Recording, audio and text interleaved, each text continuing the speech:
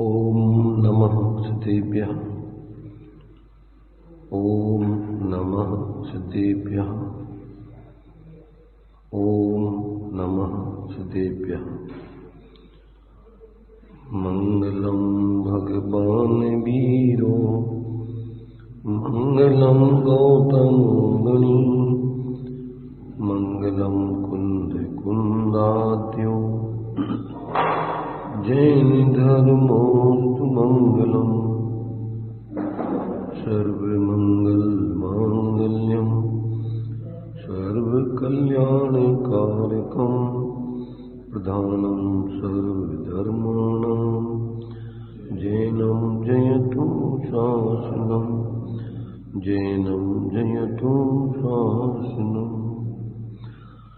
वंदितु सर्वसिद्धे ध्रुवमचलमणोभवं पत्ते मोचामि समय पाहु विनमोषुद केवली भणिदम् नमः समय साराय स्वानुभूत्या चकाशते चित्तभावाय भावाय सर्वभावान्तरच्चिदे।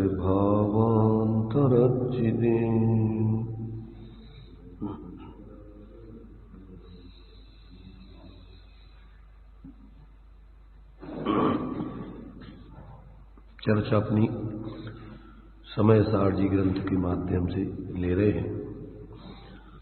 गाथा अपनी 46 चल रही थी।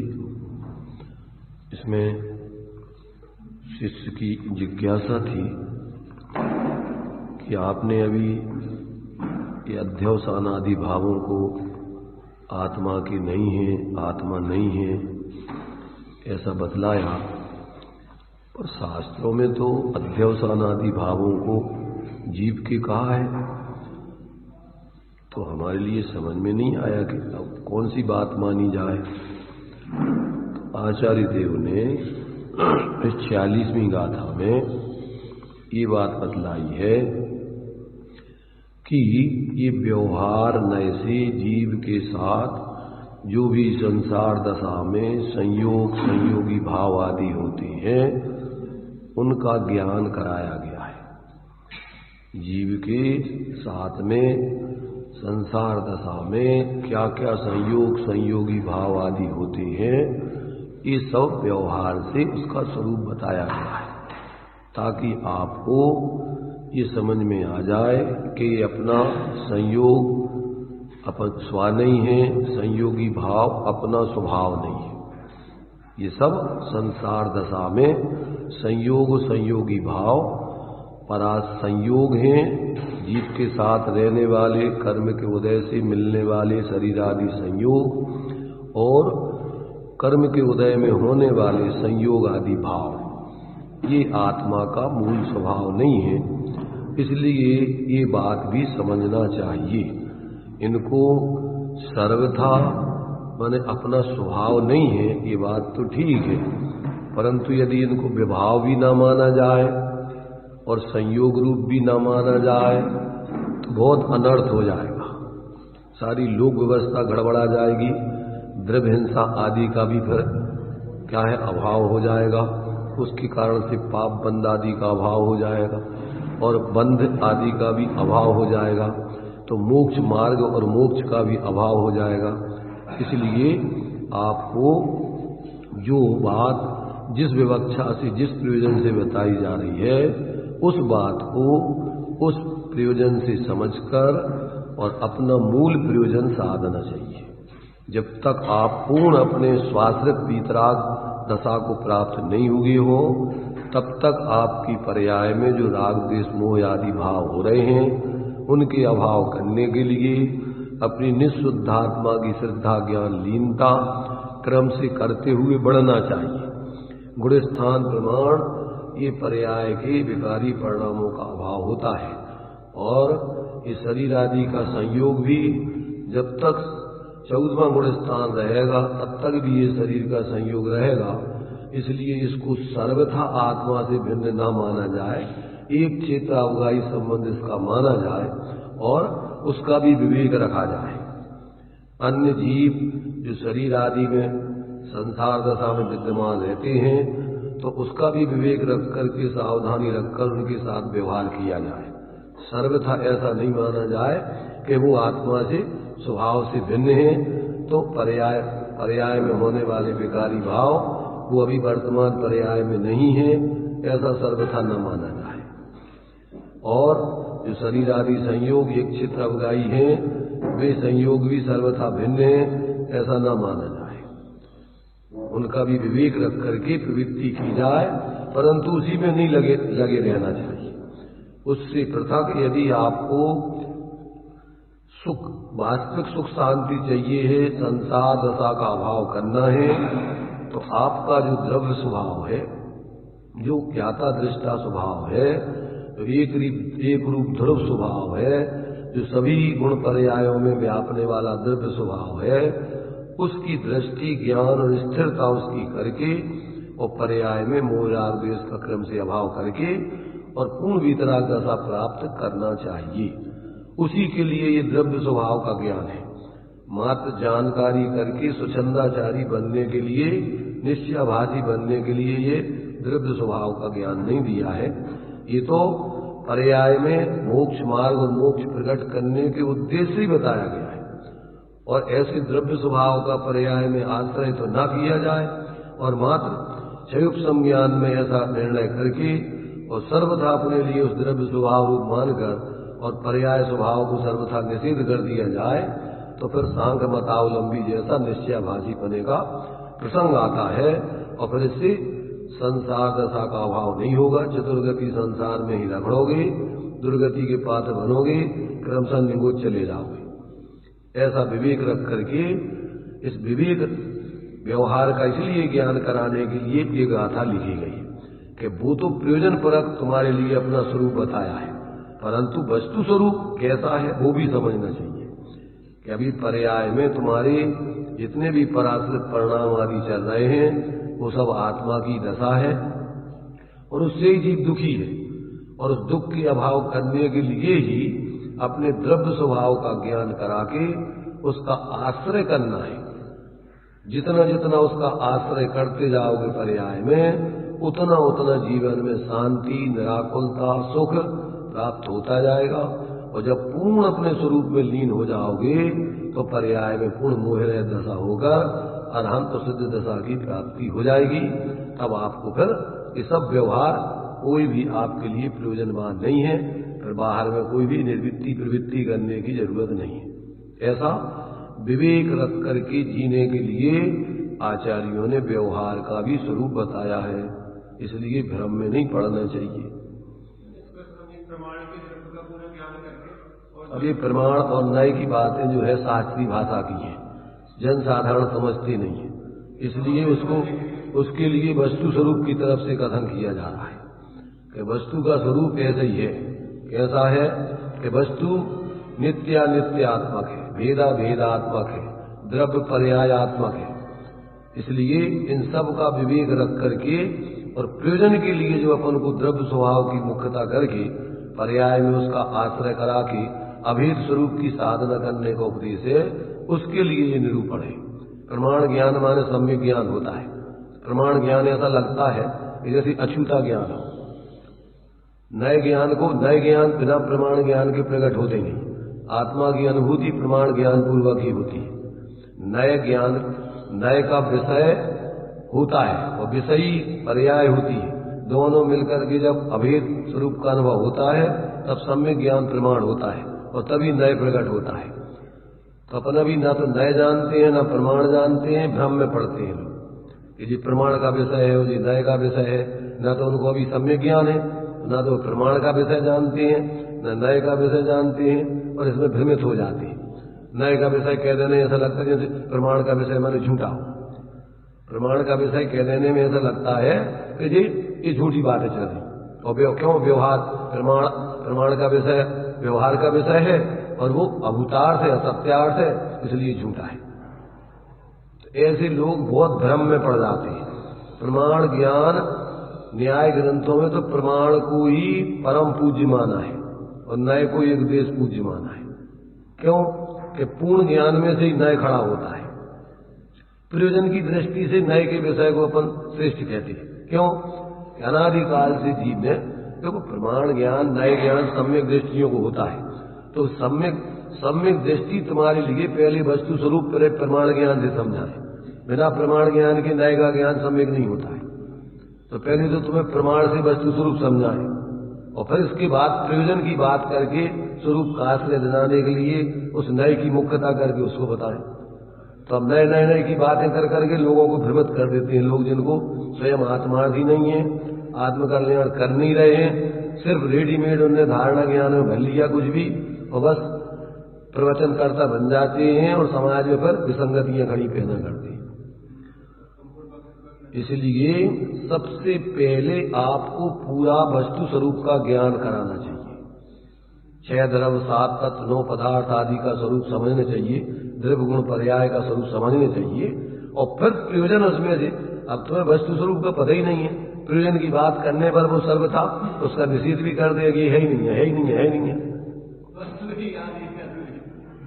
इसलिए बहुत वर्तमान में भ्रमणाएं खड़ी हो रही हैं। ये जो अधकचरे ज्ञान वाले अनधिकारी वक्ता बन जाते हैं, इससे समाज में बहुत विसंगति खड़ी होती है। और जो बाहर के सिर्फ पूरे बाहर का त्याग करके और अपने आप को बहुत बड़े धर्मात्मा समझते हैं, उनको शास्त्रों का अध्ययन ही नहीं है ज्यादातर। इसलिए वे बाहर की क्रियाओं में व्यवहार में धर्म बता करके लोगों को उसमें उलझा देते हैं। वे सोचते हैं कि वो बाहर का त्याग त्याग त्याग त्याग त्याग बस ये इतने उपवास कर लो, इतना ये त्याग दो, इतना ये कर दो, इतनी प्रतिमा ले लो, इतना साधु बन जाओ, ये बन जाओ। तत्व का ज्ञान ही नहीं और ऐसे अनंत बार जीव साधु बन गया। बिना तत्व ज्ञान के आत्मज्ञान के बाहर का त्याग कोई कार्यकारी नहीं। बाहर का त्याग आचार्य पहले वस्तु स्वरूप समझो। सम्य ज्ञानी हो बहुरी तरह चारक लीजिए, आचार्यों का राजमार्ग ये है। तो पहले तत्व ज्ञान तो कराते नहीं है और इसके बाद में बाहर से उनके लिए निवृत्ति करा के यदवा फिर वो क्या है वस्तु स्वरूप समझते नहीं और फिर गुरु की आज्ञा में रहते नहीं। सब मनमाने तरीके से घूमने लगते हैं और भूले जीव समझते हैं कि तो त्यागी ये बहुत बड़े धर्मात्मा है। और फिर भी समाज में कसायों की बातें करके सांप्रदायिक बुद्धि से फिर यदवा प्रवृत्ति जनता को भटकाती है। इसलिए आज सारी विसंगतियां ज्यादातर समाज में खड़ी होने का कारण है कि उनको वस्तु स्वरूप का यथार्थ तत्व ज्ञान नहीं है। या तो इधर से सिर्फ थोड़ा बहुत अपने उपदेशों ऐसे उपदेशदाताओं के माध्यम से उपदेशक खड़े कर लिए अपने अपने संप्रदाय में और उनको थोड़ा शिविरों में ज्ञान करा दिया, प्रयोजन परक ज्ञान करा दिया और वस्तु स्वरूप का ज्ञान है नहीं पूरा। तो क्या है बस वे ठोकते रहते हैं और वो जो वस्तु स्वरूप का निर्णय करके और मुख्य गुण विषय करना है वो समझती नहीं। इसलिए आज दोनों तरफ विसंगतियां चल रही हैं। एक तरफ सिर्फ अकेले सुनने बोलने वाले लोग हैं और वो भी संतुलित व्यवहार पूरे शास्त्रों का क्रम से अध्ययन नहीं कराते। इधर उधर की गाथा ली, 4 दिन इधर भी गाथा इधर बोली, वे उधर बोली, वे उधर बोली, जो प्रयोजन परक है, वस्तु स्वरूप का ज्ञान ही नहीं लोगों को। और उससे क्या होता है कि वे पर्याय आदि को बिल्कुल सर्वथा जैसे बिल्कुल है ही नहीं, अछूत ही है और वो अपने द्रव्य से भिन्न नहीं है बिल्कुल। द्रव्य स्वभाव और द्रव्य अब लोगों को पता ही नहीं है। द्रव्य स्वभाव नए का विषय है, ये वस्तु का एक धर्म है नित्य स्वभाव। इसके लिए प्रवचन सार जी की 101 गाथा में ध्रुव पर्याय है, एक रूप रहने वाली द्रव्य की अवस्था। पूरा द्रव्य तो ध्रुव उत्पाद में ध्रुव युक्तम सत द्रव्य लक्षण, पूरी वस्तु वो दोनों मिलाकर के। तो अब लोगों को क्या है ज्यादातर पूरा विवेक नहीं है। आज जगह जगह बस ये संप्रदाय खड़े हैं, व्यक्तिवाद खड़े हैं, आपस में लड़ते हैं, झगड़ते हैं, एक दूसरे को एक ही जैन मत के लोग एक दूसरे को फूटी आंखों नहीं देखना चाहिए। और एक ही है निश्चय वालों में भी व्यक्तिवादी पार्टियां हैं, व्यवहार वालों में व्यक्तिवादी पार्टियां खड़ी हुई हैं, एक एक व्यक्ति के समर्थक हैं।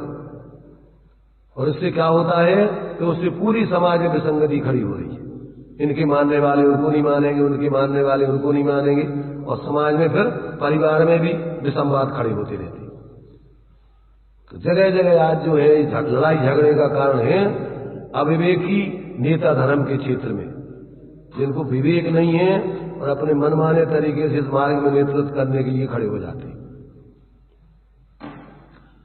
देखो भाई, अब ये जिम्मेदारी तो देखो कोई किसी को, वर्तमान में व्यवस्था ये है कि आज ऐसा तीर्थंकर जैसा पुण्य का उदय तो किसी का है नहीं कि सब उनके सानिध्य में आकर के और एक मत होकर के सुने समझे और सत्य को समझे।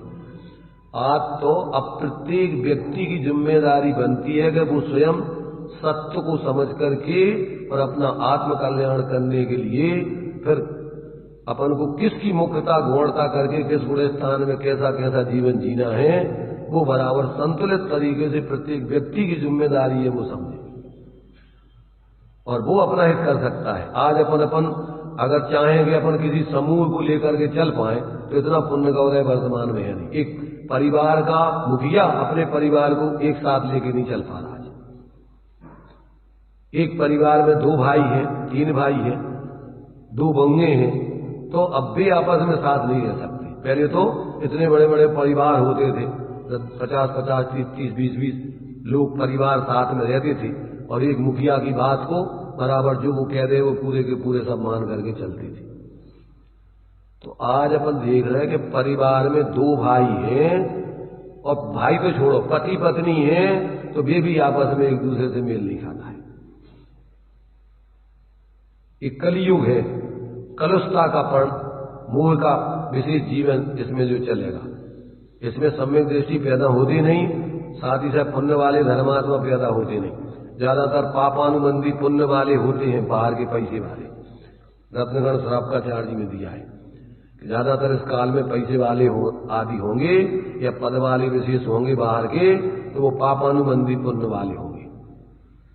तो उसमें क्या होगा कि उदय तो चलेगा पाप पुण्य का, और उसमें फिर वो क्या करेंगे, यदवा तदवा प्रवृत्ति करके, अनर्गल प्रवृत्ति करके, पाप बंद करके नेतृत्व करेंगे। उस पुण्य के उदय में पाप बांधेंगे, उसकी प्राप्त करने में और उसको भोगने में वो पाप बांधेंगे और दुर्गति के पात्र होंगे। चलेगी किनकी? जिनके पापानुबंधी। देखो लोक में चलती है पुण्य की, सामान्य रूप से अपन विचार करेंगे लोक में जीत होती है पुण्य की। जिसके पुण्य का उदय होता है, धर्मात्मा हो और पाप का उदय हो, उसकी कोई नहीं मानेगा। और पुण्य का उदय हो और अधर्मात्मा हो, विपरीत मिथ्या दृष्टि हो, तीव्र कसाई माने उसकी माने बाहर में बिल्कुल विपरीत धर्म के मार्ग में विपरीत चलता हो, तो भी उसके पुण्य की वजह से सब उसकी मानेंगे। तो ये जिम्मेदारी बनती है इस काल में कि प्रत्येक व्यक्ति को भीड़ नहीं देखना है, पुण्य के उदय को नहीं देखना है, देखना है सत्य और तथ्य को। कल हमने दृष्टांत दिया था कि अगर आप भीड़ के साथ रहो और चाहे कोई भी संप्रदाय में रहो, अगर आप सही मार्ग पर नहीं चलोगे तो आपके लिए शांति नहीं मिलेगी, धर्म नहीं होगा। गलत प्रवृत्ति करोगे तो आपको कभी भी किसी भी हालत में आत्म शांति मिलने वाली नहीं। कितना ही आप धर्म के नाम पे क्रियाएं कर रहे हो, कुछ भी कर रहे हो, परंतु वो दिशा गलत है। जैसे आप कहीं यात्रा पे जा रहे हो और रास्ता उल्टा रख लिया तो कब तक आ जाएगी वो मंजिल? कभी नहीं आना है। सही चलोगे, धीमे चलोगे, अकेले चलोगे तो भी पहुंच जाओगे, और अगर गलत दिशा में चलोगे, भीड़ के साथ चलोगे, तेजी से चलोगे तो भी कभी नहीं पहुंच पाओगे। यहां मोक्ष मार्ग में तो सम्यक जीवन जीने की महत्ता है, इसलिए सबसे पहले सम्यक्त का मोक्ष मार्ग में महत्व है।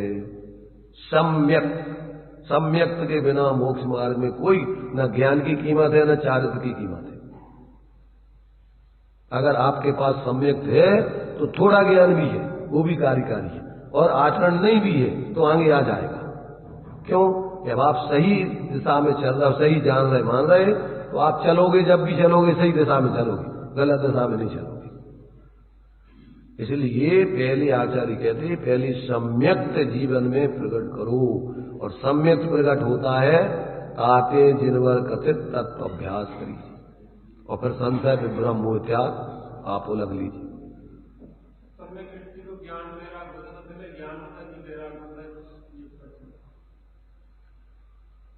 सम्यक दृष्टि बनने के लिए पहले ज्ञान होता है, आगे वैराग होता है।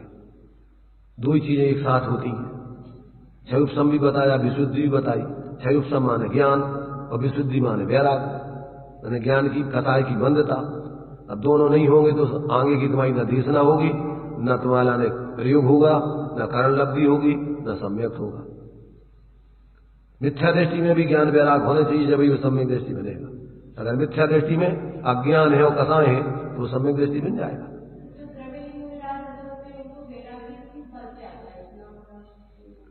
मंद कसाय के बल पे वैराग आता है। वैराग माने होता है कसाय रहितपना, तो कसाय रहितपना नहीं है वो, मंद कसाय की मंदता है। तो उनके लिए संसार की असारता तो समझ में आ गई, ज्ञान भी है क्षयोपशम, संसार की असारता समझ ली, पर सार क्या है वो नहीं समझा। तो नेगेटिव रूप में वैराग है उनकी, संसार से द्वेष रूप वैराग है, उस स्वरूप की आराधना रूप मध्यस्थता वाला वैराग नहीं है। जब तुम्हें तत्व का सही निर्णय होता है तब सच्चा वैराग होता है। अभी तुम्हें एक पक्षी संसार की असारता वाला वैराग है, परंतु स्वरूप की सार वाला वैराग अभी तत्व ज्ञान नहीं है। इसलिए क्या द्वेष बुद्धि वाला वैराग है, सब बेकार है, सब परिवार के लोग सब ठग हैं, स्वार्थी हैं, ये है वो है, द्वेष बुद्धि से उसको उनको वैराग है। इसलिए संसार से तो विरक्त हो गए, परंतु अब साधना आलम्बन किसका लेना है? अब स्वरूप जो अपन को भीतरागता प्रकट होना है वो तो स्वरूप के अवलंबन से, अब उस तरफ उनका लक्ष्य नहीं है। तो शरीर को सुखा देंगे, उपवास करेंगे, तप करेंगे, सब करेंगे, परंतु अरे बाहर के उपवास से थोड़ी धर्म होना है, बाहर के भोजन छोड़ने, शरीर को सुखा देने से, आत्महत्या कर लेने से थोड़ी धर्म होना है। धर्म तो होना है तुम्हारे स्वरूप के अवलंबन से, भीतरागता से। तो ऐसा एक पक्षी वैराग है, वो संसार की असारता समझ में आ गई, सब स्वार्थ के साथ ही है, कोई काम का नहीं है। पर अरे भाई ये तो तुम्हारा अभी तत्व ज्ञान नहीं है, कोई बुरा नहीं है, सब प्रत्येक वस्तु अपने अपने में परिणम कर रही, तुम्हें तुमसे क्या ले रही क्या दे रही, तो ये तो तुमने अपना स्वार्थ नहीं सदा, इसलिए तुम्हें उनके प्रति द्वेष हो गया। अगर वस्तु स्वरूप का ज्ञान हो तो कोई बुरा अच्छा नहीं है, तुम्हारी ही विकारी परावलंबी वृत्ति बुरी है। अपन को रत्न श्रावकाचार में दिया है, सब ग्रंथों में दिया है कि बुरा क्या है और अच्छा क्या है। न सम्यक समम किंचित सही काले त्रिजगत्यपि श्रेयो आश्रयात मिथ्यात समम नान्यत तनुव्रता। क्या दिया? तीन लोग तीन काल में मिथ्यात के समान कोई तुम्हारा बैरी नहीं है, शत्रु नहीं है, अहितैषी नहीं है, अकल्याणकारी है। बुरा क्या है तुम्हें? तुम्हारी मिथ्या दर्शन ज्ञान चारित्र की परिणति बुरी है कि संयोग बुरे है? संयोग तो तुमसे पृथक है, न अच्छे है न बुरे हैं, बिना तुमसे न तुम्हें कुछ देते हैं न लेते हैं, और अपन ने क्या है संयोगाधीन दृष्टि बनाकर संयोगों को दोषी दोषी ठहरा दिया। अपनी खुद की अपनी करनी आप करे सिर वालन की धरना, तो गलती तो खुद कर रहा है, उनमें आसक्ति कर रहा है, मोह कर रहा है, अपना मान रहा है। तो ये पहले तो तत्व ज्ञान करके कि भैया कोई नहीं है, अपनी आत्मा को छोड़ के परमाणु मात्र अपना नहीं है, तो तत्व ज्ञान तो करता नहीं है। और क्या करता है? संयोगाधीन दृष्टि कर सब पे दोष देता, ऐसे ऐसे। अरे तो तेरे लिए तुझसे कुछ ले रहा है वो क्या? तुझसे कह रहा है क्या कुछ? तो जब ज्यादा ऐसा कोई करता है तो जैसे कोई घर में बाप हो ना, जबरदस्ती बच्चों को सुधारना चाहे, हमारा संयोग मत करो, हमें मर जाने दो, तुम अपना काम करो, तुम अपना काम करो, तुमसे हमें कोई लेना देना नहीं, हम मर जाएंगे ना, मुंह मर जाने दो। ज्यादा जो कर्तृत्व बुद्धि करके वो व्यक्ति जीने ही नहीं देता उनको अपने दम पे विचार हो, तो फिर वो कह देता है कि हमें मर जाने दो, छोड़ दो हमें, मुझे मेरे हाल पे छोड़ दो, मुझे तुमसे कुछ नहीं चाहिए। तो ये एकांत है। अगर तुम देखो तत्व ज्ञान पूर्वक और वस्तु स्वतंत्रता के आधार से, उससे अगर विवेक पूर्वक मध्यस्थ पूर्वक अगर ज्ञाता भाव से समझाओगे तो कदाचित वो भी समझ ले, और तुम कर्तृत्व बुद्धि से एकांत से समझाओ तो कोई समझने वाला नहीं है। इसलिए ज्ञानी जीव किसी को कर्ता बन करके नहीं समझाते, ज्ञाता बन करके अकर्ता बन करके अनुराग आता है। अगर ये भी तत्व समझ ले तो अच्छा है, और नहीं समझे तो वो जाने, उससे कोई द्वेष नहीं होता उनको। तो ये जब तक वस्तु स्वतंत्रता का निर्णय नहीं होता व्यक्ति को, तब तक उसको ना तो सच्चा वैराग आता है, ना उसका निश्चय व्यवहार का सही जीवन होता है, भ्रम में जीता है। इसलिए ये अपन को ये पहले तत्व ज्ञान करो। तत्व ज्ञान माने वस्तु स्वतंत्रता का निर्णय करो, और फिर निमित्त नैमित्तिक संबंध आदि व्यवहार से समझो। ये जब तक लोगों को नहीं है बिना तत्व ज्ञान के, सब व्यवहार झूठा है।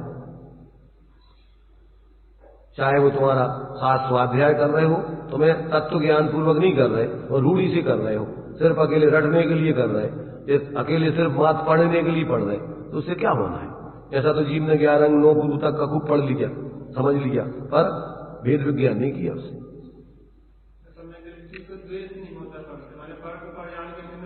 अरे सम्यक दृष्टि को राग द्वेष होते हैं, पर वस्तुओं से नहीं होते, अपनी अस्थिरता से होते।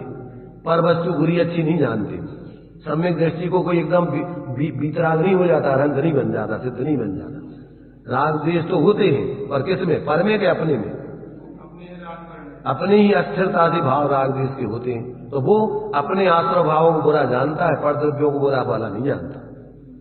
पर द्रव्यों को भला बुरा जानना ही मिथ्यात्व है, ये विपरीत तत्व का अज्ञान है तुम्हारा। अपने अंदर की परिणति अभी जब तक स्वरूप में पूर्ण स्थिर नहीं हुई, तो बाहर में अवलंबन वो भी लेता है। घर परिवार में रहेगा, कुटुंब में रहेगा, सबको समझाएगा, डांटेगा पीटेगा भी, परंतु वो ये नहीं समझता है कि हमारा ही डांटना पीटना हमारे हित में है, ये हमारी खुद की कसाय है, इससे अपना असर बंद हो रहा है। तो अभी जब तक अपन स्वरूप में स्थिर नहीं हुए, भैया ये भी अपन कर्ता बुद्धि से नहीं कि भैया अपन रह रहे हैं तो इनका भी ये तो ये गलत ना करें, इस भाव से, ना कि वो एकांत से वो कोई उनको बुरा मान करके उनके प्रति राग द्वेष करता है। वो तो उनको निचली भूमिका में ऐसा जीवों के प्रति अनुराग आता है कि भैया ये भी सही मार्ग पे चले, सुखी हो, तो ऐसा उनके लिए कदाचित भाव आते। पर ये कान से लठले के पीछे नहीं पड़ता वो किसी की, और ऐसा वो मानता भी नहीं है कि हमारे सुधारने से सुधर जाएंगे। और सुधर जाने पर भी ऐसा दम्भ नहीं होता कि हमने सुधार दिया, वे अपनी योग्यता से सुधरे। अगर कोई सुधारने की व्यवस्था होती तो एक एक तीर्थंकर सबको सुधार देते ना। इसलिए जो सुधारते हैं वो अपनी योग्यता से सुधारते हैं, निमित्त दूसरे बनते हैं, जो भी बनते हैं, ज्ञानी बने, देव सास गुरु जो भी बने, तो वो निमित्त मात्र है, वे करता नहीं है उसके, ऐसा वो जानते। देखो, अगर आप तत्व ज्ञान पूर्वक अगर आप घर गृहस्थी में भी रहते हो तो बड़े आनंद से रहोगे, किसी के लिए परेशानी का कारण नहीं बनोगे, खुद भी परेशान नहीं होगे। अपनी भूमिका अपनी मर्यादा का विवेक रखोगे, कितनी मर्यादा है, कितना सामने वाले को अपन को बोलना समझाना कि नहीं बोलना। अपन को तो सूत्र दिए है ना कि विपरीत अगर बुद्धि है तो माध्यस्थ भावों विपरीत वृत्तम। अब अपन को समझ में आगे तुम्हें बिल्कुल गलत मानता है, तुम कितने अच्छे हो। भगवान तीर्थंकर हुए और उनको भी जो ढोंगी मानते थे, उन्हीं की मारी थी, उनके नाती पोते वो मानते थे, ये सब भैरूपिया है। अरे ये जो है आदिनाथ भगवान, ये सब भैरूपिया, हमें सच्चे तीर्थंकर। तो क्या करोगे तुम? उसको सुधार दोगे तुम? आदिनाथ भगवान अगर सुधारने की व्यवस्था होती है ऐसी दुर्बुद्धियों को, तो आदिनाथ भगवान के पास कम ताकत रहती का, कम पुण्य का उदय था गया। इसलिए सुधारने की व्यवस्था नहीं है, सुधारने की उनकी अपनी वो भी योग्यता थी, अभी उसकी योग्यता नहीं है तो कोई नहीं सुधार सकता। अंतिम तीर्थंकर बनना है उसको, अब कैसे सुधार दोगे तुम बीच में? उसको है कोई व्यवस्था सुधारने की?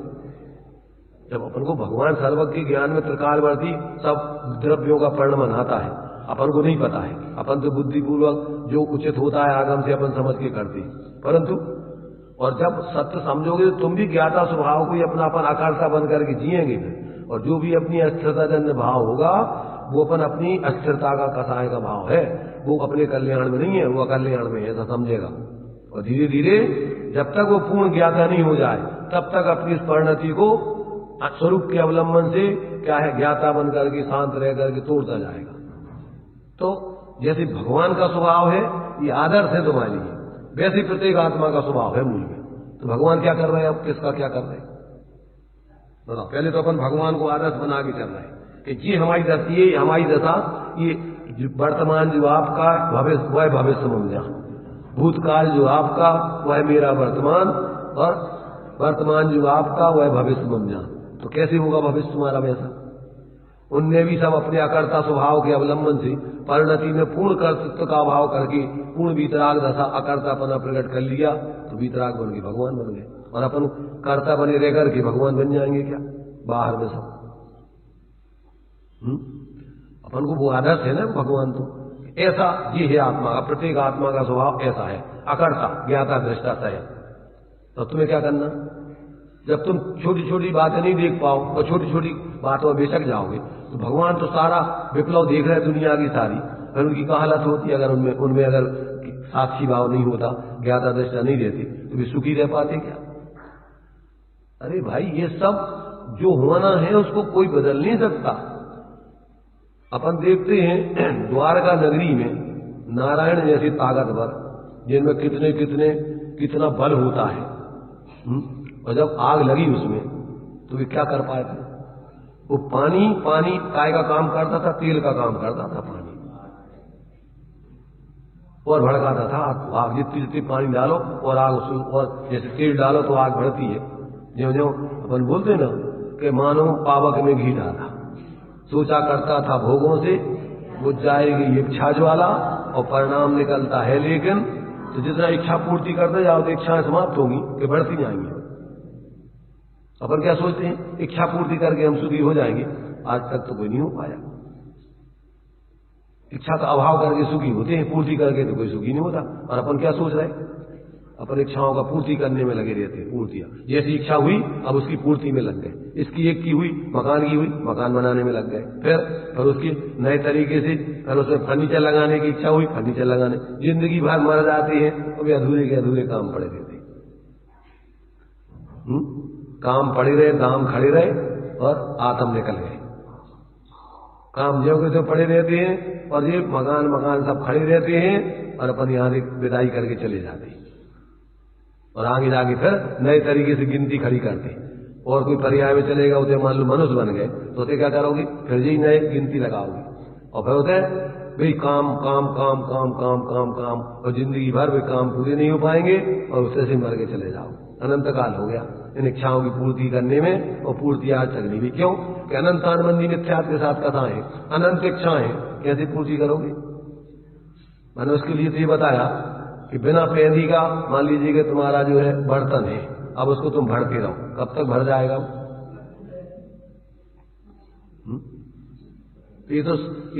ये तो अपना जो है मोह का जीवन तो बिना पेंदी का बर्तन है।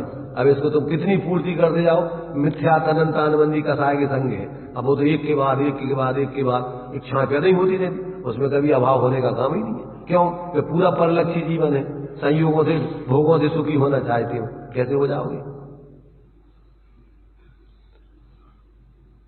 इसलिए भाई थोड़ा समझो, पहले वस्तु स्वतंत्रता का जब तक निर्णय नहीं होगा तब तक तुम्हें कौन सुखी करे ये तो बताओ।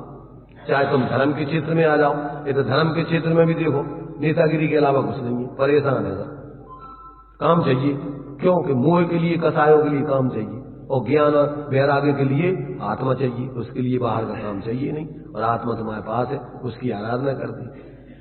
जो ज्ञान वैराग्य को धारण करके इस मार्ग में आते हैं वे स्वरूप की आराधना करते हैं। वे तो काम छोड़ के आए। अगर काम में अगर उनको शांति मिलती तो घर पे करते ना काम, ये तो काय खिलाने आ गए? आत्मा का स्वभाव काम करना है कि निष्काम होना है? हम बोलते हैं हूं स्वतंत्र निश्चल निष्काम। चंचलता और निष्कसायता आत्मा का स्वभाव है। चंचलता और कसाय मोह भाव आत्मा का स्वभाव है क्या? ये तो विकारी दोष है उसका। निश्चल माने चंचलता से रहितपना, और निर्मल निष्काम माने मोह राग द्वेष का अभाव, ये आत्मा का स्वभाव है। तो अपन क्या है, तो रात दिन सोचते हैं कि जो करत रहो सोचत रहो करत रहो। अभी में कौन सा धर्म के क्षेत्र में भी यही काम, जितने भी लोग हैं काम काम काम। चातुर्मास आ जाएगा तो उसमें काम चाहिए, कोई ना कोई योजना चलती रहेगी। ये नहीं है कि अपन सब शांत होकर के मंदिर में बैठ के सामायिक करेंगे। क्या करेंगे बताओ? योजना है, कोई बड़ा आयोजन कर लेंगे, कोई ना कोई पंच कल्याण के कोई मंदिर बनाने का ठेका ले लेंगे, या कोई बड़ा विधान करने का ठेका ले लेंगे, और फिर लगाया रहो सबको काम में, क्योंकि इसमें काम में अपन धर्म मानते। आदत ही कसायों को काम चाहिए, और धर्म के लिए तो आत्मा का स्वभाव वस्तु स्वभाव धम्म, उसके लिए तो काम बिल्कुल कसाय चाहिए ही नहीं। अभी अपन पहले तो उल्टी दशा है पूरी की पूरी धर्म के नाम पर। अभी पहले अपन तत्व को नहीं समझेंगे तब तक अपन धर्म है कौन सी चिड़िया का नाम जानते ही नहीं है ना उसको। और अगर ये समझ लिया तो अब जहां हो तो उसे धर्म होगा, अलग से तुम्हें कहीं जाने की जरूरत नहीं है। धर्म में कहीं भागने की जरूरत नहीं है, जाग करके जीने की जरूरत है। धर्म कैसे कहते हैं? होश पूर्वक जीने का नाम धर्म है। कहीं से कहीं भाग जाओ, भागने से कहां जाओगे तुम बताओ? सब दुनिया में भाई सब भी की भी चीजें हैं। इसलिए भाई थोड़ा अपन को ये समझो, आचार्य यहां अपन को तात्विक दृष्टि से बोध करा रहे हैं। 7 तत्व 9 पदार्थों में अपने उस जीव तत्व को दिखला रहे हैं कि ये इसके अवलंबन के बिना, इसके स्वरूप को समझे बिना आज तक संयोगाधीन दृष्टि, पर्याय दृष्टि रख के जीव भटक रहा है। आज तक उसको अपने स्वभाव दृष्टि, स्वरूप दृष्टि हुई नहीं, उसकी आराधना की नहीं। इसलिए इसको समझो। तो यहां कह रहे भाई कि अभी हमने तुम्हें अपने स्वरूप का बोध कराने के लिए इन सब का निषेध किया था, पर ऐसा निषेध नहीं किया कि ये है ही नहीं, ये सब है। क्या? अध्यवसान आदि भाव हैं, शरीर आदि हैं, ये सब कर्म, उनकी अनुभाग शक्ति आदि सब है, उसका निषेध नहीं कर रहे, परंतु ये तुम्हारा स्वरूप नहीं है, ये बता रहे। तुम इसको अपना स्वरूप मानते हो। जैसे पहले 5 गाथाओं में शिष्य ने कहा था कि हम तो इन अध्यवसान आदि शरीर आदि से भिन्न कोई आत्मा दिखते ही नहीं। जैसे दृष्टांत दिया था कि कालेपन से कोयला हमें दिखता ही नहीं है, उसका वो दृष्टांत भी गलत था। क्यों? कि भैया किट्ट कालिमा जैसे स्वर्ण में होती है तो वो संयोग है, परंतु कोयला का कालापन तो उसका स्वभाव है, तो तूने दृष्टांत तो गलत दिया। ऐसी आत्मा का ज्ञान दर्शन स्वभाव है, राग द्वेष मोह आदि स्वभाव नहीं है, वो दूर हो सकता है। भाई पानी का उष्णता स्वभाव नहीं है, समझ रहे ना? पानी का शीतल स्वभाव है पर्याय का भी, और वैसे तो उसका तरल स्वभाव है पानी का। पानी का पर्याय स्वभाव शीतल है और विभाव पर्याय का विकारी स्वभाव उष्ण है, पर पानी का मूल स्वभाव तरल है, द्रव्य स्वभाव। कैसा है? तरलता। अब वो क्या है कि वो चाहे गर्म हो और चाहे ठंडा हो, परंतु वो पानी रूप रहेगा, वो पानी पना उसका कभी अभाव नहीं होगा। और वो परावलंबन नहीं करे तो पानी में क्या होगा कि शीतलता रहेगी पर्याय में, उसके अंदर शीतल पने का स्वभाव विद्यमान है, और वो पर्याय में प्रकट होकर के और शीतलता उसके अंदर आ जाएगी। मोह राग द्वेष का भाव की वीतरागता उसका पर्याय स्वभाव है, और द्रव्य स्वभाव में तो वो वीतरागता उसके अंदर स्वभाव में विद्यमान ही है, उसमें से प्रकट हो जाएगी। तो ये जब तक जीव को ऐसा बोध नहीं होता है तब तक जीव क्या है? भ्रमित बना रहता है, और शांति के नाम पर, सुख के नाम पर अनंत काल हो गया भटकते भटकते। आज तक अपन सारा प्रयत्न, जितना भी जीव है वे दुखी होने के लिए प्रयत्न थोड़ी कर रहे हैं, काय के लिए कर रहे हैं? सुखी होने के लिए, परंतु सही सुख का स्वरूप ही नहीं समझता, उस स्वरूप को पाने की विधि नहीं समझता है, इसलिए सुख प्राप्ति हेतु प्रयत्न करता, सुख जाता दूर। क्यों? कि दशा ही तेरी गलत है। तो यहां अपन को देखो, अब स्वभाव के साथ साथ पर्याय में अध्यवसान आदि भाव है, आत्मा के साथ संयोग रूप शरीर है, वो सर्वथा नहीं है, ऐसी बात नहीं है, पर तेरा स्वभाव नहीं है, और उस स्वभाव का अवलंबन तूने नहीं किया, इसलिए उस अपेक्षा से इनका तेरे स्वरूप में और स्वभाव में इनका निषेध बताया था। तू सर्वथा इनका भाव मान के और फिर अगर प्रवृत्ति करेगा तो फिर क्या होगा कि तू दुर्गति का पात्र हो जाएगा। उस स्वरूप का और स्वभाव का अवलंबन तो करेगा नहीं, और राग द्वेष मोह भाव हमारी आत्मा में है ही नहीं, और मोह राग द्वेष तो परिणति में चलते रहेंगे, तो क्या होगा कि तू भटक ज्यादा से ज्यादा 2000 सागर तक की स्थिति पर्याय की है, क्रम से निगो चला जाएगा, एक इंद्री में पड़ा रहे फिर तो दयानंद काल। तो देखो अपन को 46वीं गाथा अपन ने कल चर्चा विस्तार में टीका आत्मख्याति भावार्थ पढ़ लिया था। अब तात्पर्य वृत्ति के माध्यम से थोड़ा उसको अपन पढ़ लेते हैं, जयसेनाचार्य देव ने भी उसका खुलासा किया है, उसको अपन पढ़ते हैं। अब यदि अध्यवसानादि भाव पुद्गल स्वभाव है तो फिर जीव रागी द्वेषी, मोही है, इस तरह अन्य ग्रंथों में इनको जीव स्वरूप कैसे प्रतिपादन किया है। अभी अपन 5 भाव पढ़ रहे हैं, तो 5 भावों में ये अध्यवसानादि भाव, बेकारी मोह राग देश के भाव, ये जीवई के बता रहे हैं ना, औदिक भाव। ये औदिक भाव जो है ये किसके हैं? जीव के हैं, पर इसके त्रैकालिक स्वभाव नहीं है, जिसको अपन पारणा में जीवत्व भाव, वो नहीं है। और जब तक अपने इन भावों को ही अपना मूल स्वरूप मानते रहो तो इनका भाव कैसे करोगे? बीमारी को तुमने अपना स्वरूप मान लिया तो बीमारी को दूर कैसे करोगे? है तो शरीर में वो बीमारी, परंतु वो शरीर का स्वास्थ्य नहीं है, वो उसका कोई अंग नहीं है। ये बात अपन को यहां समझना है। तो देखो कि भैया इनको फिर जीव के, तुमने शास्त्रों में तो सब में ये हमने जीव के पढ़े और तुम कह रहे कि जीव के नहीं है, तो भाई समझ में नहीं आया। इसको जीव के कैसे कहा है फिर? इस तरह अन्य ग्रंथों में इनको जीव स्वरूप कैसे प्रतिपादन किया है, इसका उत्तर आचार्य देते हैं। व्यवहारस्य दर्शनम, व्यवहार नय का स्वरूप दिखाया है। किसके द्वारा व्यवहार दिखाया गया है? कहते उबेशो वर्णिदो जिण वरेहिम। अब ये आचार्य समझते थे कि तुम हमारी नहीं मानोगे। वैसे तो मूल में तो जिनेन्द्र भगवान ने ही जाना है, ये सदमस्त जीव जान नहीं सकता है, तो मूल उसके उपदेश दाता तो जिनेन्द्र भगवान ही। तो ये किसने कहा है? मूल में तो जिनेन्द्र भगवान ने कहा है, इसलिए कह रहे जिनेन्द्र भगवंतों द्वारा उपदेश वर्णन किया गया है, कथन किया गया है। किस प्रकार का उपदेश वर्णन किया गया है? जीवा एदे सभ्य अध्यवसानादयो भावा, ये सब अध्यवसानादि भाव या परिणाम जीव रूप कहे गए हैं। अब किस कैसे जीव रूप कहे गए हैं? कि ये पर्याय में कर्म के उदय में परावलंबन से होते हैं, इसलिए वो जीव की पर्याय में हैं, इसलिए वो जीव के कहे गए हैं। हमें बुखार होगा, हमें फोड़ा होगा, तो किसको फोड़ा होगा? अरे भाई तुम्हारी अवस्था में ही तो विकृति आ गई हो, पर अपना स्वरूप नहीं है। अपना स्वरूप एक तरफ स्वास्थ्य है, एक तरफ अंग है और एक तरफ वो बीमारी। तो अपन उसको बिल्कुल अलग कर देंगे, निकाल देंगे, उसको पकड़ के नहीं रखेंगे, वो परेशानी का कारण है। तो ये इसके लिए बताना समझना जरूरी है, और उसमें एकत्व छोड़ने के लिए उसको भिन्न बताना भी जरूरी है।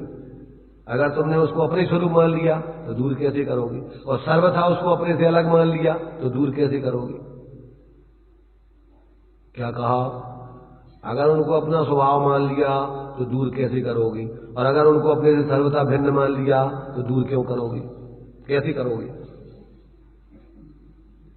पुत्र सुपुत्र तो का धन संचय, और पुत्र कुपुत्र तो का धन संचय। ऐसे ही अगर ये रागादिक भाव आत्मा से सर्वथा भिन्न है तो अब तुम्हारे लाने भिन्न करने की जरूरत नहीं है।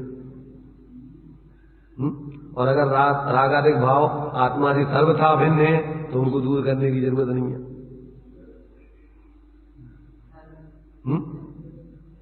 समझ में आ रहा कि नहीं? समझो पहले अपन, बिना समझे अपन अज्ञानता में आज तक अपन ने बहुत धर्म करो, पर एक रंच मात अंश भी धर्म नहीं हुआ। क्यों? कि पहले से आत्म ज्ञान बिना धर्म हो ही नहीं सकता है। तो देखो अब और विशेष कहती है इसके बारे में। अब विशेष कहती है, यद्यपि यह व्यवहार नए बाह्य द्रव्यों के आलम्बन वाला होने से अभूतार्थ है। क्या कहा? यद्यपि यह व्यवहार नए बाह्य द्रव्य के आलम्बन वाला होने से अभूतार्थ है, अपना मूल स्वरूप नहीं है, आत्मा के त्रैकालिक स्वरूप रूप नहीं है, अभूतार्थ है। तथापि रागादि बाह्य द्रव्यों के आलम्बन से रहित विशुद्ध ज्ञान दर्शन स्वभाव के स्वावलंबन सहित परमार्थ का प्रतिपादक होने से उसका दिखाया जाना उचित है। परंतु काय के लिए बताया गया है कि विशुद्ध ज्ञान दर्शन स्वभाव के स्वावलंबन सहित परमार्थ का प्रतिपादन करने वाला होने से उस व्यवहार को बताया जाना भी जरूरी है।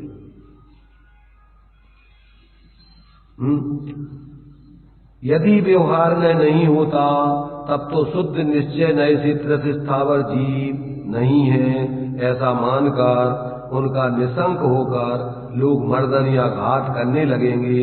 इससे पुण्य रूप व्यवहार धर्म का अभाव होगा। यह एक दूषण है अपने लिए। अगर ये व्यवहार तुम्हारा जीवों की हिंसा आदि करने से कोई अपन को बंद आदि नहीं होता है, हिंसा नहीं होती है, तो फिर व्यवहार में आप इन जीवों की रक्षा आदि करने संबंधी शुभ भाव छोड़कर और फिर क्या करोगे, स्वच्छंदाचारी रूप प्रवृत्ति करोगे। तो एक तो ये दूषण आएगा। उसी प्रकार शुद्ध निश्चय नए से तो जीव राग द्वेष मोह रहित पहले से ही है, इसलिए मुक्ति ही है, ऐसा मानकर फिर मोक्ष के लिए कोई भी अनुष्ठान नहीं करना होगा। एक ये, इससे मोक्ष का अभाव होता है, यह दूसरा दूषण आता है। अगर यदि आप क्या है ये अपने लिए एक क्षेत्र अवगाही संबंध वाले शरीर आदि 10 प्राणों को आत्मा से सर्वथा भिन्न मानोगे, तो उनकी नाश कर देने से, मसल देने से, घात कर देने से तुम्हें पाप नहीं लगेगा।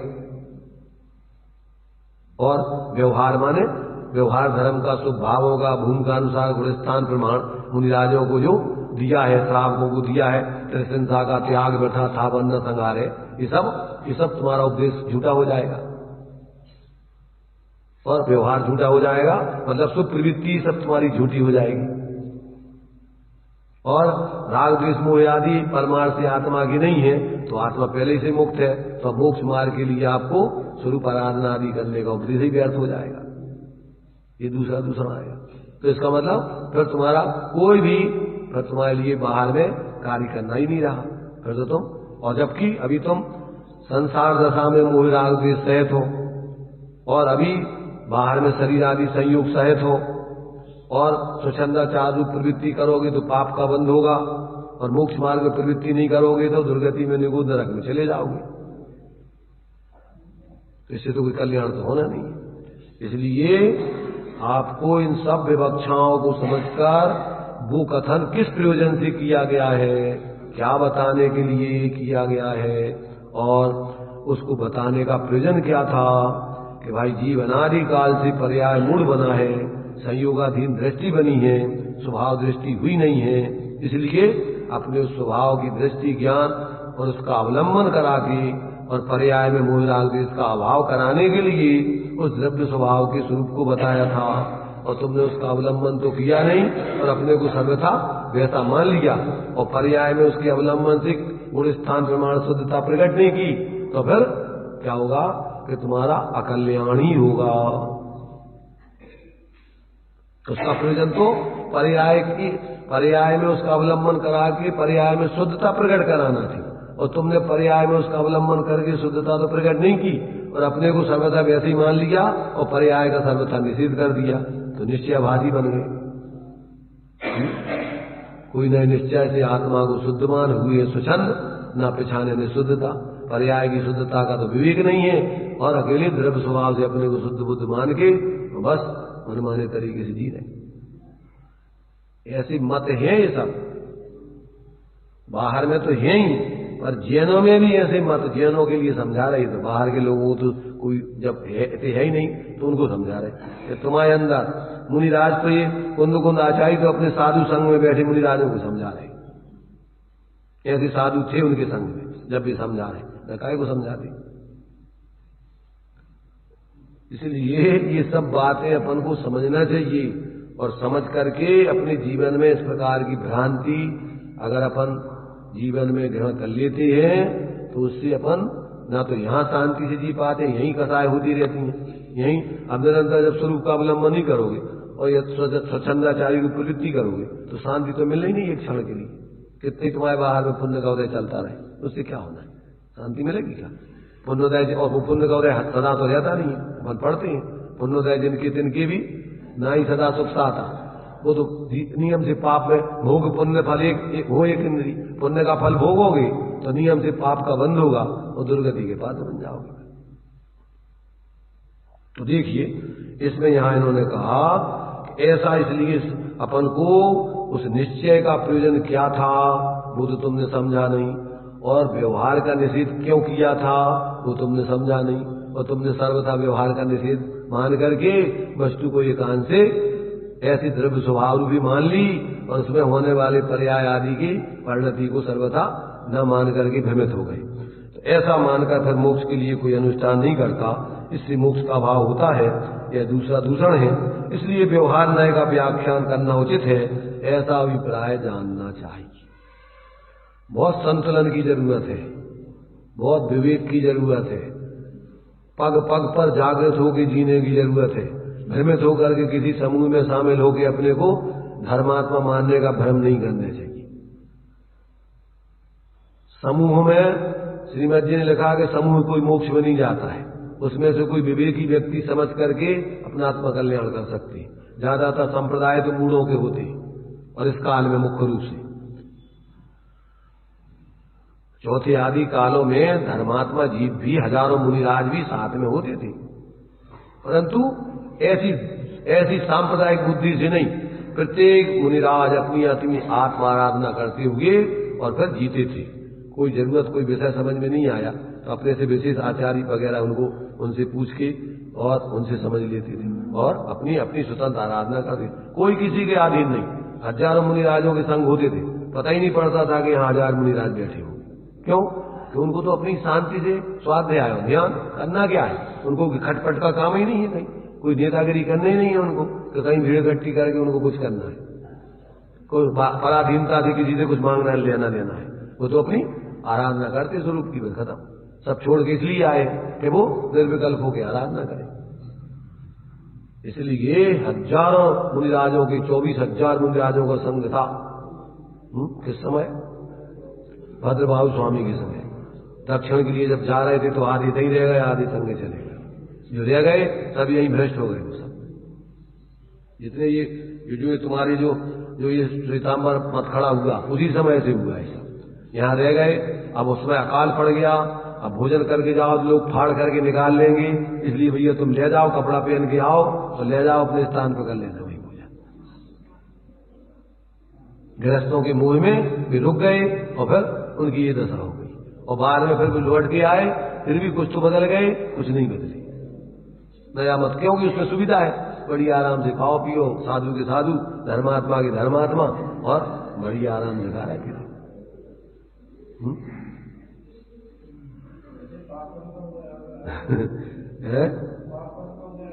आप कर्म का उदय के संगे संगे अपना दुर्बुद्धि, भाई उदय तो अनादिकाल से चल ही रहा है, परंतु जीव अपनी खुद की दुर्बुद्धि से, अपने मोह से, और इस प्रकार अपन सही बात को छोड़ के गलत बात पे चल जाते हैं। अब देखो एक दूसरा प्रश्न आया यहाँ पर। अब शिष्य पूछता है कि व्यवहार न्याय का कोई दृष्टांत है क्या? हमें अब बिना दृष्टांत के समझ में नहीं आता कि व्यवहार न्याय कैसी प्रवृत्ति करता है, थोड़ा आप कुछ उदाहरण दे के समझाओ ना। तो आचार्य कहते हम समझाते हैं, सुनो।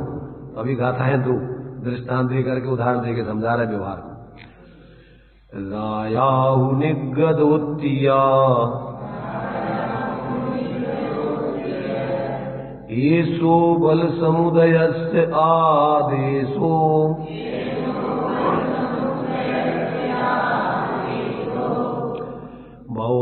व्यवहारेण तु उच्यते तत्थिक्को निगदो राया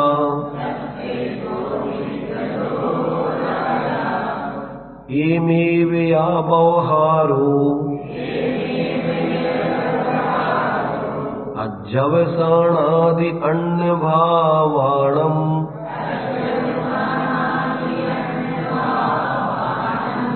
जीवोत्ति कदो सुत्ते तत्थिक्को निच्छदो जीवो।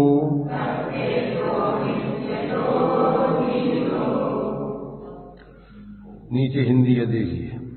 निर्गमन इस नृप का हुआ निर्देश सैन्य समूह में व्यवहार से कहना पर भूप इसमें एक त्यों सर्व अद्यम आने आदि अन्य भाव जीव शासन किया व्यवहार पर वहाँ जीवने ठीक है। देखिए कितना सरल दृष्टांत देके समझाया। जैसे कोई राजा सेना सहित निकला, वहाँ राजा खलु निर्गता यह राजा निकला इति ऐसा इस प्रकार जो यह बल समुदाय से सेना के समुदाय को आदेशा कहा जाता है, सो वह व्यवहारेण तु उच्यते व्यवहार से कहा जाता है। तत्र उस सेना में वास्तव में एका निर्गता राजा तो एक ही निकला है। एवं एवचा इसी प्रकार अध्यवसानादि अन्य भावों को जीवाइति यह जीव है, इस प्रकार सूत्रे परमागम में कहा है। सो व्यवहारा कृता व्यवहार किया है। तत्र निश्चिता यदि निश्चय से विचार किया जाए तो उनमें जीवा एका जीव तो एक ही है। कितना सरल दृष्टांत है। अब इसमें अपन को कहाँ तकलीफ है? बच्चों जैसा आचार्य समझा रहे, एक एक बात को सब दृष्टांत देकर सरल दृष्टांत देके बता रहे। अब देखो टीका में जैसे यह कहना कि यह राजा 5 योजन के विस्तार में निकल रहा है, और अपन राजा की जगह यहाँ प्रधानमंत्री मान लो, आजकल के राजा कौन है, मुख्यमंत्री मान लो, यहाँ शिवराज सिंह आ जाए तो यहाँ हजारों लोग उनके पीछे आगे पीछे चल दें, तो लंबी चौड़ी कतार वहां से लेके वहां तक दिखे कि भैया कौन है, कि भैया मुख्यमंत्री। तो इतना लंबा चौड़ा मुख्यमंत्री 5 किलोमीटर में चल रहा है अपन क्या कहेंगे क्या मुख्यमंत्री? तो समझदार कहेंगे भैया इसमें ये सबरे मुख्यमंत्री नहीं है, मुख्यमंत्री तो एक ही नहीं, और उनके संगे सारे लोग हैं, तो उपचार से अपन ने मुख्यमंत्री कह दी कि मुख्यमंत्री जा रहा है। ये दृष्टांत दे रहे। तो कह रहे कि जैसे यह कहना कि राजा 5 योजन के विस्तार में निकल रहा है, तो यह व्यवहारी जनों का सेना समुदाय में राजा कह देने का व्यवहार है, क्योंकि एक राजा का 5 योजन में फैलना अशक्य है। परमार्थ से तो राजा एक ही है, सेना राजा नहीं है। उसी प्रकार यह जीव समस्त रागग्राम में राग के स्थानों में व्याप्त होकर प्रवृत्त हो रहा है, ऐसा कहना वह व्यवहारी जनों का अध्यवसानादिक भावों में जीव कहने का व्यवहार है, क्योंकि एक जीव का समग्र रागग्राम में व्याप्त होना अशक्य है। परमार्थ से जीव तो एक ही है, अध्यवसानादि भाव जीव नहीं है। अब कितने बढ़िया, अब ये सब कर्म के उदय जन्य सारा समूह साथ में जीव के है, तो पूरे सब समूह को जीव कह लिया। पुण्य के उदय में राजा के संगे मंत्री के संगे इतनी भीड़ इकट्ठी हो रही, तो गाड़ी घोड़ा ये सबको उसको राजा का आरोप कर दिया जाए, पर मूल में तो उनमें ऐसे ही ये सब कर्म के उदय जन्य जितने संयोग और भाव हैं, ये सब इस जीव नहीं है। जीव तो उनमें स्वरूप से देखा जाए तो ज्ञान लक्षण लक्षित एक जीव है। ये अपन को अब इतनी ऐसी बिल्कुल बच्चों जैसे अपन को दृष्टांत देंगे आचार्य ग्रंथों में समझा रहे। अब इसमें अपन को क्या समझने जैसा नहीं है ये बताओ। अपन लोग में कहते भी हैं तो अपन समझदार भैया उसमें इतना बड़ा राजा ने मुख्यमंत्री, मेरा मुख्यमंत्री तो ये कही है कि लोग ऐसे ही ये सब जितना भी परिकर जीव के साथ कर्म के उदय से चल रहा है, ये जीव नहीं है। जीव तो उनमें एक उपयोग लक्षण चेतन को उपयोग रूप चिन्ह मूर्त बिन मूर्त अनूप उदगल्लभ धर्म धर्म काल इनते न्यारी जीव चाह, उसमें से जीव तो अपने उस चेतन स्वभाव को लिए हुए एक ज्ञाता दृष्टा है। अब इसमें अपन को समझने में क्या तकलीफ आ रही? सारी कैसी तकलीफ है? अब ये अपन धर्म अब ये ऐसा अपना स्वरूप समझना, भेद विज्ञान करना, और फिर अपना पर में शरीर आदि में एकत्व नहीं करना, वही सम्यक दर्शन कैसे कहते हैं? पर द्रव्यंते भिन्न आप में रुचि सम्यक भला। और मिथ्या कैसे कहते हैं? देह जीव को एक गिने बहिरा तब तत्व मुधा। तब क्या है? सम्यक दर्शन मिथ्या दर्शन में क्या है? माने ही तो है तुम्हारी कि तुम हो तो जीव और मान रहे शरीर। तो अब क्या करना अपन को? इस सम्यक दर्शन प्राप्त करने के लिए क्या क्या कितनी दंड बिठ के पेलना पड़े, कहाँ कहाँ जाना पड़ेगा, क्या क्या करना पड़ेगा है? अब वो तो नहीं करे अपन अपने अंदर में अपनी दृष्टि अपने ज्ञाता स्वभाव में ले जाके उसका अनुभव तो नहीं करे और वो दुनिया के धर्म के नाम पे फैलाए बगरान मुझे धर्म। और ये समझाए नहीं जो मूल चीज है धर्म की, इसकी चर्चा ही नहीं हो और धर्म के नाम पर और लंबे चौड़े आयोजन चल रहे हैं, कार्यक्रम चल रहा है, उठापटक चल रही है और चल रहा है साहब बहुत लंबा चौड़ा कार्यक्रम, और जिसमें कछु धर्म को ठिकाने नहीं है का धर्म है।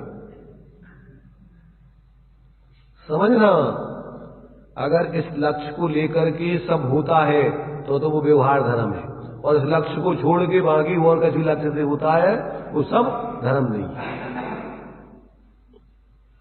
इसकी सिद्धि भी हो अकेले ही लक्ष्य से नहीं। अपन भोजन कर रहे हैं भूख मिटाने और स्वस्थ रहने के लिए, तो भूख मिटने भी चाहिए और स्वस्थ रहने भी चाहिए। तो तुम्हारी भावना तो है भूख मिटाने के लिए और स्वस्थ रहने के लिए, और यदि मतलब खाते जाओ ये भूख नहीं मिटेगी, मरोगे उससे। ये विवेक भी होना चाहिए कि हमें कितना जरूरत है, कितना पचता है, कौन सी चीज पचती है, वो खाना तो वो व्यवहार है, और वो नहीं खा रहे तो समझ लेना कि सब मूर्खता चल रही, तुम्हारी आसक्ति चल रही भोजन में, तुम्हें कभी विवेक नहीं है भोजन ना तो लौकिक दृष्टि से तुम अच्छे से जी सकती हो और ना पारमार्थिक दृष्टि। तो ये तो तत्व ज्ञान है, ये तो तुम्हारा हो ही नहीं सकता है।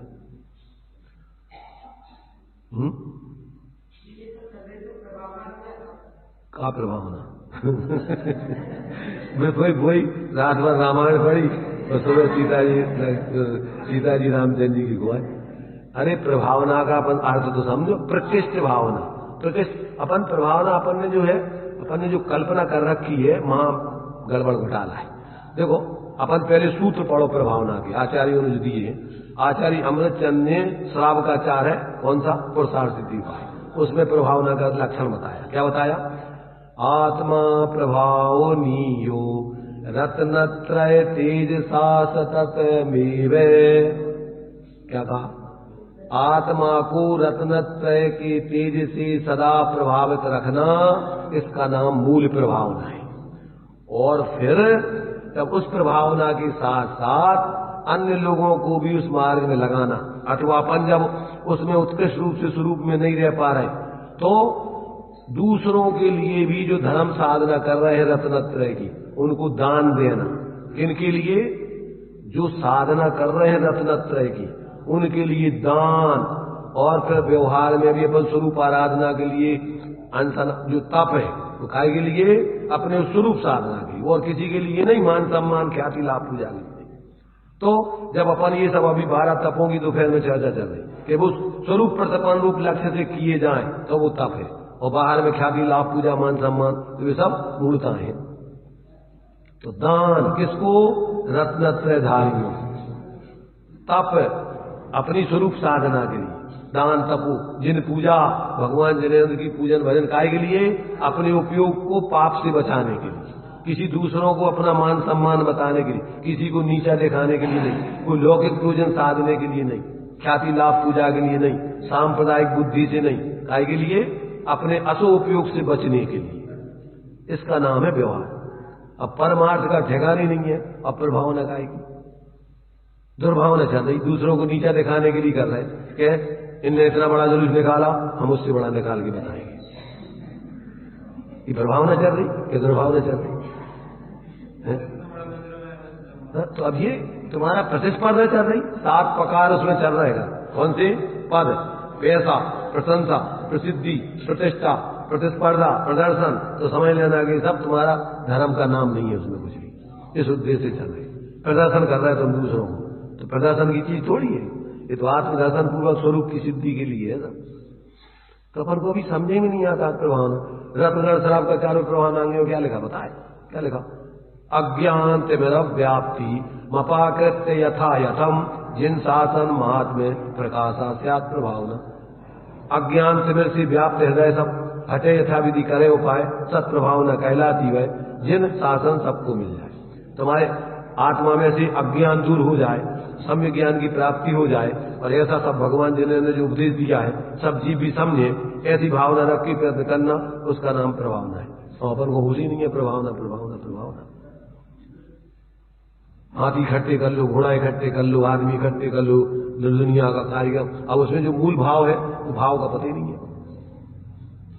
मूल गोल है और बाकी सब चल रहा है कार्यक्रम। तो अपन को पहले तो तुम्हारा क्या होता है, देखो प्रयोजन तुम्हारा सही नहीं है और आयोजन चल रहा है। पहले तो प्रयोजन बताओ कि किस प्रयोजन से कौन सा काम, तुम्हारा प्रयोजन क्या है। अगर प्रयोजन ही गलत है तो आयोजन ही तुम्हारा धर्म का नहीं है। किस प्रयोजन से कर रहे थे ये बताओ।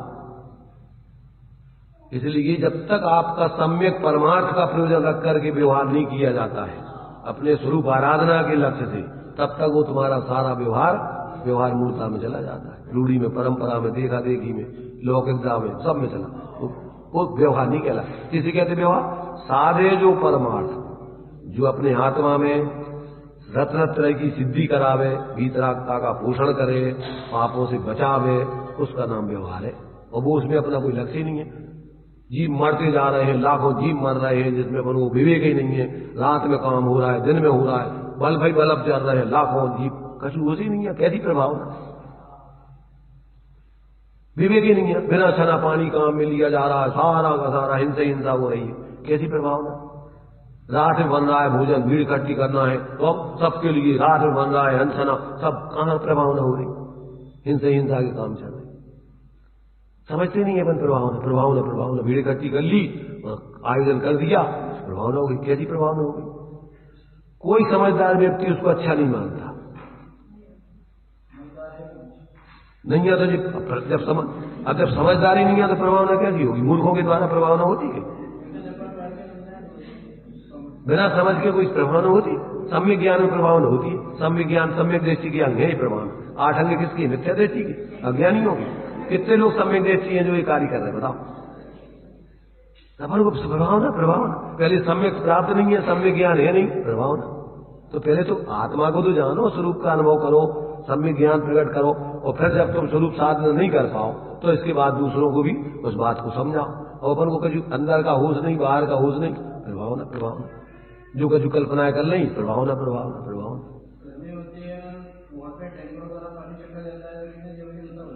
वो सब प्रकार का समझ दो उसमें, सारी माने उसमें पूरी प्रक्रिया सब उल्टी। इसलिए अपन अभी समझते नहीं, प्रभावना का स्वरूप ही नहीं समझते। इसलिए पहले तो प्रभावना का स्वरूप समझो और फिर प्रभावना कैसी होती है।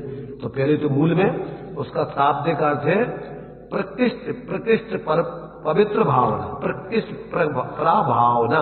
प्रा माने प्रकृष्ट, उत्कृष्ट भावना। तो उत्कृष्ट भावना सबसे पहले क्या है, रत्नत्रय के परिणाम से उत्कृष्ट भाव कुछ नहीं होते। जो आचार्य अमृतचंद ने बताया ना, आत्मा प्रभाव नहीं हो, रत्नत्रय ये है मूल उत्कृष्ट भाव। इससे ऊंचे भाव 3 लोग में नहीं होते। ये भाव करो, इसका नाम प्रभावना है। और फिर अपन जब स्वरूप में पूरी नहीं टिक पाए, शुद्ध स्वरूप में, शुद्ध उपयोग में, तो फिर अपन शुद्ध स्वरूप के अनुकूल बने रहे, उसके लिए अपन ऐसे स्वाध्याय, चिंतन, मनन, साधना ये करो। ये व्यवहार प्रभावना होगी। उससे व्यक्ति अच्छे से अपन ऐसी साधना करेंगे, लोग अपने आप प्रभावित होंगे। यार ये भाई बहुत अच्छा, बढ़िया, ऐसा जीवन बहुत बढ़िया। तो मैं देख करके व्यक्ति उस मार्ग में लगने लग जाए, उसका नाम प्रभावना है। बोलना नहीं पड़े लोगों को। और अपन देख के अरे भैया ये तो वहां मूड लोग हैं, देखो तो क्या कर रहे हैं, और लोग और उनके भाव बनते नहीं है। कसाई से की गई प्रभावना लोगों को निष्कसाई नहीं बना सकती, कसाई पैदा कराती है। प्रतिस्पर्धा की दृष्टि से, द्वेष बुद्धि से, दिखावटी बनावटी जीव उसके लिए, तो इससे कोई प्रभावित नहीं होता है। सब अंदर लोगों की ओर कसाई भड़कती हैं। उसमें लिखा चर्चा संग्रह में कि कसाई जीव अगर धर्म के क्षेत्र में उपदेश आदि देवे तो लोगों की कसाई भड़कती हैं कसाई से। और यदि सम्यक दृष्टि धर्मात्मा देवे, एक तीर्थंकर उपदेश देवे तो कई जीवों को मोक्ष मार्ग में लगा के और अपने समान तीर्थंकर बना, केवल ज्ञानी बना ले। मुनिराज देवे सच्चे भाव लेंगे तो लोगों के लिए सब कसायों से, मोह से हटा करके अपने स्वरूप में जोड़ के उनको धर्मात्मा बना दे। सम्यक दृष्टि देव है तो कम से कम लोगों को तत्व का ज्ञान करा करके मूर्ताएं छुड़ा करके सम्यक दृष्टि बना दे। और अगर कसाई जीव देवे उपदेश आदि या प्रवृत्ति तो लोगों को कसाई में लगा देंगे। इसलिए कसाई जीवों के द्वारा प्रभाव नहीं हो सकती कभी मिथ्या दृष्टियों के द्वारा, क्योंकि वो तो कसाय से काम करते हैं, लोगों की कसाय भड़काने में निमित्त बनते हैं। इसलिए निष्कसाय की साधना करते हुए सम्यक दृष्टियों के अंग है वो प्रभाव न। 8 अंग किसके हैं? कितने लोग सम्यक दृष्टि हैं जो प्रभाव न कर रहे हैं? तो सांप्रदायिक बुद्धि से कोई प्रभाव नहीं होती है। अंदर में अपना जो है मोह रख करके अपने संप्रदाय, अपनी प्रवृत्ति, अपने जो है मान्यताएं, उनको अपने अंदर पकड़ के मिथ्या और फिर तुम प्रभाव न करो, उससे तो सांप्रदायिक बुद्धि भड़कती है, उससे प्रभाव नहीं होती। इसलिए इन सब बातों को अपन समझो, अपन को जिज्ञासा उठती है और जो अपनी धारणा है उसके आधार पर अपन समझते हैं, पर बिना आगम को पढ़े समझे और जीवन जिए आपको सही बात समझ में नहीं आएगी। और अपन को लगता है ये किसी चीज का निषेध नहीं है, ये सम्यक करने का विधान बताया जा रहा है। सम्यक तरीके से प्रभावना ऐसी होती है कि जिसमें अपना और दूसरों का हित हो, वो प्रवृत्ति करना वो प्रभावना है निश्चय बात।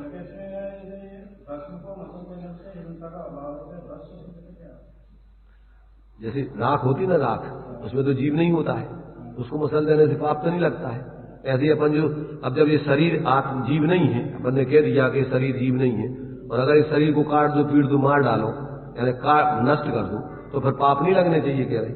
और ऐसा तो नहीं है, क्योंकि इसमें तो जीव रह रहा है और इस द्रव्य प्राणों का घात करने से तुम्हें पाप लगेगा। तो जो लोग ऐसा सर्वथा ये मान लें कि शरीर तो अजीब ही है, तो जैसे वो अजीब भस्म है, ऐसा ही जीव रहने वाला शरीर अजीब नहीं है, इसमें जीव रह रहा है, इसको अगर तुम मारोगे काटोगे तो पाप लगेगा, ये कह रहे।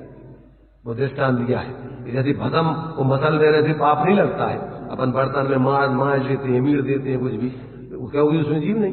परंतु ये तो शरीर जो जिसमें जीव है, अगर उसको तुम सर्वथा जीव मान के, भस्म जैसा मान के, और उसको मसल दोगे, मीट दोगे, मार डालोगे, नाश कर दोगे, तो पाप लगेगा तुम्हें, ये कह रहे। ऐसा नहीं है वो, तो उसमें भस्म के मसल देने जैसे पाप नहीं लगता, ऐसे ही सब प्राण जीव रहने वाले शरीरों को मसल देने से पाप नहीं लगेगा, उसमें पाप लगेगा तुम्हें, ये बता रहे। वो तो तुम्हें समझने के लिए कि वो एक क्षेत्र अवगाही है, वो जीव नहीं है, तो मिथ्या तोड़ने के लिए दृष्टि हटाना है, ना कि व्यवहार में यदवा तदवा प्रवृत्ति करना है, ये समझना। चलिए टाइम हो गया अपना।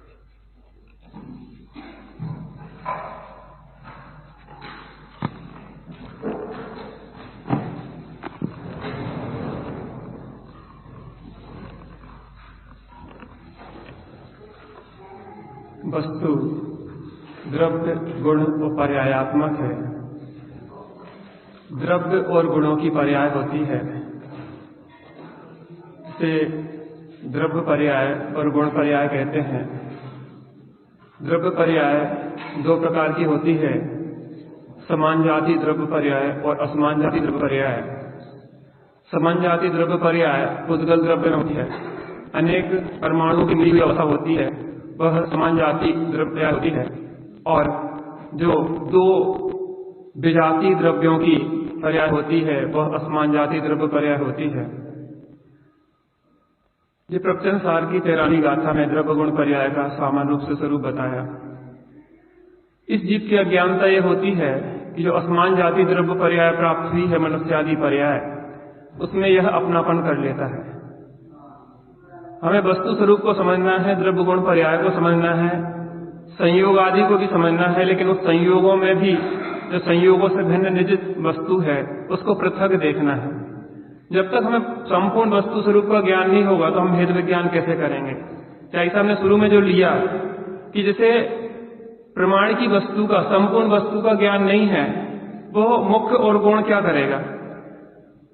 गलती ये हो जाती है कि संपूर्ण वस्तु स्वरूप का ज्ञान तो हम करवाते नहीं हैं और एक पक्ष को ही कहते हैं, तो व्यक्ति को यह भ्रम हो जाता है कि संपूर्ण वस्तु ही यह है। तो उस भ्रम को मिटाने के लिए जैसा कह रहे हैं कि जो भी वक्ता है उनकी जिम्मेदारी है कि संपूर्ण वस्तु स्वरूप का निरूपण पूर्वक प्रयोजन की सिद्धि कैसे हो, यह सिद्धि करना चाहिए। 54वीं गाथा में प्रवचन सार की बताया कि जैसे एक रत्न दीपक नाना कमरों में संचालित होता है, तो रत्न दीपक अलग है और कमरा अलग है, लेकिन कर्म कमरे को वो प्रकाशित कर रहा है। वैसे ही यह आत्मा मनुष्य, त्रियंच, देव और नारकी रूपी कमरों में प्रकाशित होता है, लेकिन आत्मा भिन्न है, वो प्रकाशित होने वाले कमरे अलग है, यद्यपि वह कमरे में ही दीपक है। उसके बाद अभी जो चर्चा आई है कि राजा निकल रहा है और राजा के साथ बहुत सारा सैन्य समूह आदि भी निकल रहा है, 5 योजन 10 योजन में राजा निकल रहा है। तो यह कहा जाता है कि वास्तव में राजा निकल रहा है, लेकिन समझने वाली बात यह है कि इतना बड़ा राजा नहीं है जो 5 योजन में विस्तार में फैले। राजा तो वह मात्र एक ही है। ऐसे ही शरीर संयोग आदि को आत्मा का कहना, राग मोह राग द्वेष को आत्मा का कहना, यह उपचार है। वास्तव में उसमें समझना यह चाहिए कि शुद्ध जीवास्ती का है तो उसमें मात्र एक है जो ज्ञान दर्शन चेतना वाला है। बहुत सुंदर चर्चा चल रही है। आज इस दुष्म काल में भी ऐसी सुंदर चर्चा हमें प्राप्त हो रही है। शीघ्र ही हम अपना हित करें। ऐसी मंगल भावना से।